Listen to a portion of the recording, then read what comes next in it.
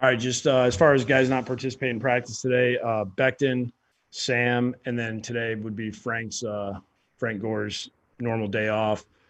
Limited, Bless, Frank Lemires, Alex Lewis, Perryman, and Quinnen. So those guys will be limited today. So it's good to get quite a few guys back at practice yesterday. Just seeing some of those guys that haven't been able to practice in a while, that was good, whether they got scout team work or with the normal offense or defense. So with that, whatever you guys got. Adam, how did Perriman come through practice yesterday?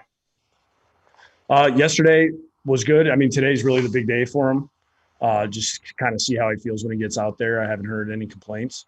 But you know how it goes once we get out there. If anything feels different than it did yesterday, or if he's sore, we'll obviously know very quickly.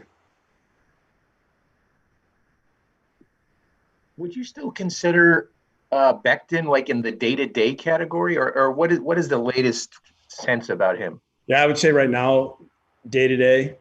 I know he was trying to do some stuff yesterday, just off to the side, him and Alex. So we'll just kind of keep an eye on that situation, and see if he feels better one day, and we can get him out there. What did you think of Mims out there? Yeah, I mean, it was good to see him get some reps.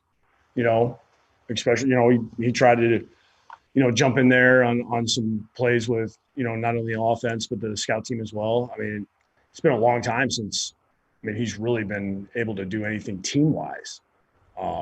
Really since he was in college, if you really think about it. So I mean, it was good to see him out there. I know he did a good job of just constantly, he was moving the entire practice. That being said, Adam, about Mims and the length of time he's missed, how much of a ramp-up time would he need before he could play in the game? Yeah, I don't want to put a timetable on it, but, at the same time, I think we do need to, or we have looked at big picture-wise, like, all right, keep evaluating him every day, make sure that he's in the spot whenever that time comes to activate him. I'm just like everybody else. I mean, the sooner he gets, into a game situation and involved in the game plan, the better. But at the same time, throwing him out there when yesterday was his first reps of actual team, we just got to be smart with that aspect of it. Adam, do you have a feel once you do get Denzel in there and Perryman, whether he comes back this week or next or whatever, how much closer to what you envisioned your offense to be is going to be? Because obviously, it's well documented how much you've struggled to score touchdowns. Yeah, I mean, anytime that you get guys that you thought were going to be your starters back in the lineup, I think everybody would be all for that, especially when these guys are vertical speed guys and guys that when they get the ball in their hand, they can cover a lot of ground quickly. That was noticeable yesterday with Brashard being back. Just brings a different element to our offense. You obviously said you don't want to put a timetable on it, but it's probably unlikely that Mims is a go this Sunday, right? Like that's not. I mean, we'll see how the rest of the week goes. I don't want to rule anything out right now. With Chris Herndon, how challenging has it been for you guys to watch his struggles this year? Because it doesn't look like he's not making plays because he's physically incapable of making them, but it kind of looks like it's largely mental at this point. So, I mean, what's that been like for you watching, and how do you snap him out of that? Yeah, I mean, we've just had a lot of discussions with him of just playing it one play at a time. If whatever happens on the previous play, whether it's good or bad, let's move on to the next one. Just keep getting him in the mode of playing as fast as he possibly can play. Not overthinking, not worrying about what the end result's going to be. Just, dude, play fast, run fast, do what you've done that we've seen him do in the past. Even last training camp, even though he wasn't there for the first few games, we saw some really, really good things from him. It's just, I feel like this is like one of those things where we just, if he just gets that one play where he gets going, I think I think that could be a good snowball effect for him. How do you balance that, though? Because, I mean, I guess a little way you guys, when he's been on the field, he's kind of been hurting the team a little bit with the drops and stuff like that. So I imagine you want to put him on the field because of what he can physically do, but you also kind of need to consider not putting him on the field because he's in such a rut right now, which is where Ryan saw the majority of the snaps last week. So how do you find that balance?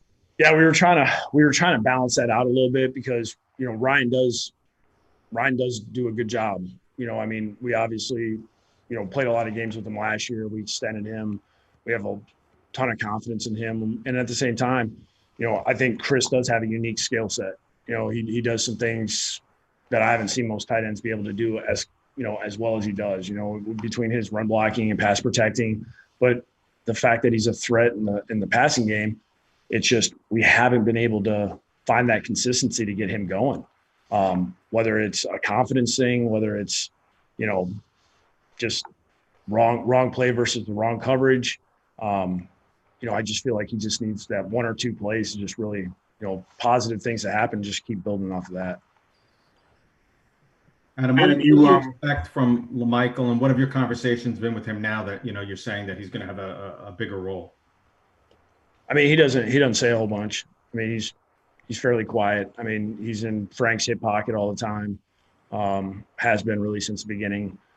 I think he's looking at it as loves the opportunity, you know, wants to be involved in the game, which I'm pretty sure everybody wants to see that because we did see a lot of good stuff before he got injured in training camp. You know, plenty of opportunity. Adam, you touched on this a little bit yesterday, but with all the additions the Dolphins made on defense in the offseason on free agency and the draft, how different do they look this year versus the unit you faced last year? A lot different. I mean, it looks like what New England looked like when he was there. You know, the coverages they're playing, techniques they're playing. You know, it's not hard for him to call zero because he knows those guys will cover. They're playing well. You know, the outside guys, you know, Xavier's playing well. You know, that really helps when your, you know, top corner is playing as well as he is right now. He's getting his hands on the ball. He's getting interceptions. They're creating pressure up front. You know, they have interchangeable bodies at those linebacker positions where they can play end or they can be off the ball. You know, they can, you know, create four-man rushes from an odd front and they do a ton of stunts in games and really can make it tough on the offensive line. It looks like it did for him when he was in New England. We'll take a few more for Coach. Adam, how much did the injury to LaMichael late in training camp set him back, and what does he provide that maybe you guys don't necessarily have? I don't know if it didn't really necessarily set him back in the aspect of like not knowing what to do and things like that. It was more of he wasn't able to be out there, you know, like create like, hey, how are we going to use all these guys? I mean, him being gone was, you know, the wheels started turning as far as our group saying, hey, this is how we can play these guys. Here's the packages we can put together about getting two backs in the field or whether it's one. You know, it was just more he wasn't there. You know, I mean, once we got him back, then, you know, we started creating some stuff for him. We didn't always get to it, you know, but I feel like he's in a good spot. I feel like we know how to use him and you know, his skill set, there's a lot of things he can do. There's an explosiveness there where, you know, we've seen him, you know, take it to the house, you know, from 80 yards, and that speed's real. Adam, with Crowder, it looks like on production-wise, it looks like he's taken his game to another level. What is there anything he's doing better than last year? I mean, I think just understanding the ins and outs of the offense. I mean, he doesn't make a lot of mistakes. He knows how to set one route up with the other.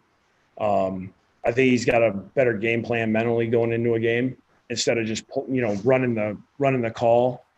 You know, he's able to say like, hey, this and this I can make look the same, which in this offense, that's what you want your slot to do is make it hard for the defense to know what he's doing. It's one thing to know, hey, they're probably going to throw this guy the ball and we're going to double him. Like last week, they were doubling him. It didn't really matter. We can, you know, we found some ways to pop him free. And then he always makes plays when we need him to make plays. You know, he's the type of player that it never gets too big for him, and he's able to just hyper focus on that moment, and he makes the play when we need it. Adam, how much, you know, we always talk about players overthinking things. Is this a time where, like you talked about, possibly relinquishing the play calling? Are you overthinking things? Are you second guessing yourself more than ever? Do you need to just, for lack of a better term, just let loose a little more? I mean, I think that's all of us. Which, you know, we're at the stage right now where when we go out to practice, our guys need to enjoy being out there, work on getting better, focus on just the moment we're in right now. You start thinking, well, what about next week? What about next week? What about this week? It's too much. And we just got to do a good job of just, hey, let's get better today. You know, when we're in meetings, let's be present. Let's make sure that we're doing a good job in those meetings, getting better, figuring out ways to improve, watching the tape, learning from, you know, past mistakes and improving on those. You know, yesterday, I thought the energy level was good. You know, guys were out there, they were having fun. They were flying around. You know, there's always going to be things to clean up after practice. And, you know, the biggest thing is when we have our meetings afterwards and we're able to do our walkthroughs is making those corrections and then applying them the next day. Adam, I know with a guy like Mims, you would have rather had him out there and he would have rather been out there, but is there any benefit for him being able to watch these for several weeks? Because can he take anything positive out of that? Yeah, you always can, because you're watching other guys kind of do what you want to be doing. And, you know, there's a lot of corrections that are always going on because you see different coverages, you see different techniques. I mean, that's just what it is. I mean, that's the whole NFL. Like, that's why you see when guys get kind of 7, 8, 9 years in the league, you know, they're not surprised by certain things other teams do. They know how to react to it when they got to make an adjustment. I think him seeing that is good, but at the same time, you doing it is better than watching. You know, the more reps we can give him, whether it's scout team or with the offense, the better. We'll do 2 more for Coach. Adam, how do you, with the season obviously hasn't gone kind of the way that anyone I think here expected it to go, but how do you balance getting young guys in there, experience, playing time, kind of starting to get guys ready for the future, but also focusing on winning every single week? I mean, where is that balance and how do you kind of toe that line? Yeah, I think, you know, I can lean on last year saying, you know, it's the group of guys that are able to play in these games. You know, there's a good mix of veteran guys and young players, and we got quite a few young players. I mean, some of our guys haven't got to play as much as we'd like them to yet, you know, whether it be injury or for whatever reason. And I think the more, you know, we can keep guys healthy in practice and get them out in the games, I think we have good enough guys to where we can turn things around and get things moving in the right direction, you know. But you always want to make sure these young guys they're playing. I mean, you want them to play. I think we do have, you know, these guys coming back. That's going to be good for us. And the more experience they get, the better. Is that it for Coach? I got one, Adam. Just with all the stuff swirling around and going on, do you feel the need to just kind of pull back from the day to day? I know you're very much into preparation and, you know, working. Do you feel the need to just pull back and address the team? You know, these guys are down. They're 0-5, and sometimes there's no hope in that. But do you feel like you have to just kind of go outside of yourself or outside of the norm to just kind of bring them back and keep them up? Yeah, I mean, that's where, I mean, Mondays and Wednesdays when I have my opportunities to speak to those guys, kind of either one, talking about the game, or on a Wednesday when we're kind of getting ready for the next opponent and getting ready to talk about kind of what we expect how this game's going to go and what we need to do and what they do. You know, that's definitely something that, you know, I've brought up the last few weeks for sure. Because it's not easy. You know, it's not easy for these guys. I mean, it's when you lose, the week's long. It's long and it's painful because you put the amount of time and effort that everybody in this building has, you know, really since the off season, you know, doing everything virtually and then coming back and, you know, trying to figure out how training camp was going to go. You know, yeah, guys think back to that of like, man, I put in a lot of time in this and it has not gone the way that we thought. some of that stuff's out of their control, you know, and it's really keeping these guys kind of together, making sure that, hey, we're all fighting for the same thing. You know, we're staying locked in on, you know, 1 week at a time. And I know it's so cliche, but it's really, that's how you have to do it. If you go past that, you're going to find you're going to get in trouble. You're just going to keep falling in the same rut. So, you know, it's the constant, you know, talking to these guys, whether it be at practice or, you know, in a team meeting or offense and defense split up, just keep the reminders of, hey, this is how we can get things flipped around. This is how we can improve. This is what we can do to, you know, help our team on this side of the ball. And that's really, that's a conversation that's definitely been had the last couple of weeks.